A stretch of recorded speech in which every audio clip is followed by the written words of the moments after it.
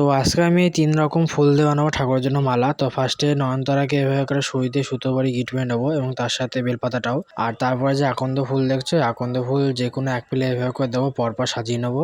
আর এতে যেমন দেখছো ঠিক ওই পিলে সেভাবে সাজিয়ে নেবো। আর আমি এখানে নীলকণ্ঠ ফুল ব্যবহার করিনি, তোমরা চাইলে নিচে নয়নতারা বদলে নীলকণ্ঠ ফুল লাগাতে পারো। আর এ দেখো মালা আমার হয়ে গেছে। আর তার সাথে আমি আরো বেশ কয়েকটা মালা বানিয়েছি বাকি ঠাকুরের জন্য।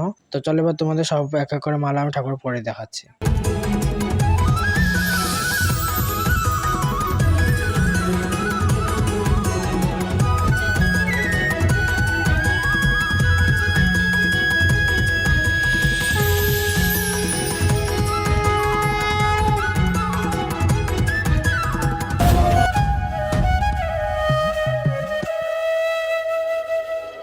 তো আমার আজকের ভিডিও এই পর্যন্ত ছিল। আশা করি তোমাদের ঠাকুরের মালা গাঁথা ভিডিওটা খুব ভালো লেগেছে। তো আজকের জন্য এইটুকু, টাটা।